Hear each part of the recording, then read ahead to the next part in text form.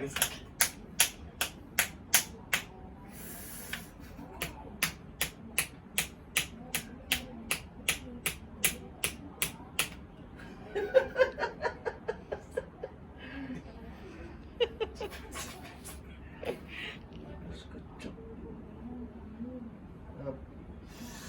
Oh, ini Geli juga.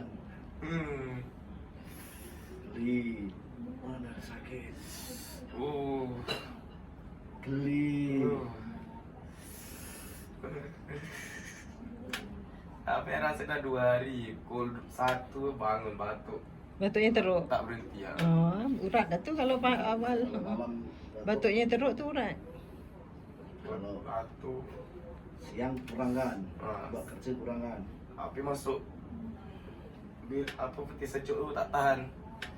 Macam nak semput. Oh, oh. Uh, Ui.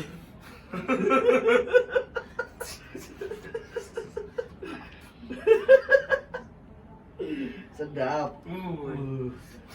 Allah, gini.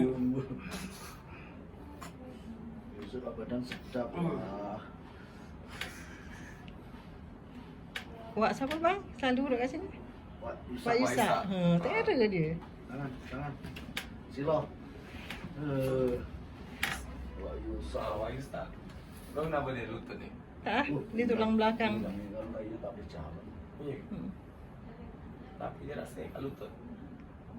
Tak tahu sekarang. Dah lama. Lepas menantu hari tu datang.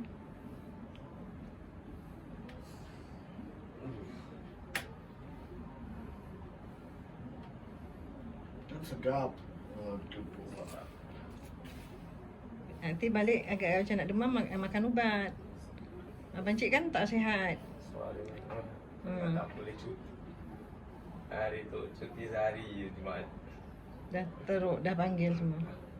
Tak boleh bangun. Satu rumah itu demam kan. Budak-budak air budak-budak sekejap. Tarik. Hari. Hari kan hidup. Ha? Asri balik. FIFA tak balik. Dah dia kat bilik. Baru balik sampai maghrib tadi. Nanti baik lah ni. Oi, apa? Apa itu?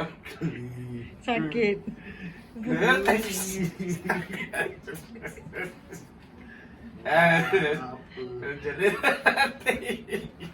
Jadi sebab tadi hilang jadi hantar tu geli. Dah sakit ni geli. Mari. Kawan sakit tu.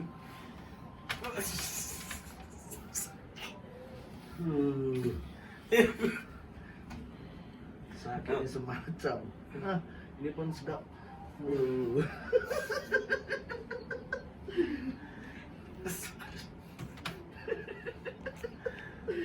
Nggak bisa dengan apa gitu. Ini sedap lah mulutnya. Ya. Sakit tuh, mana ada sakit. Dadanya sakit depan. Hah? Dada. Nanti cocok. Hmm.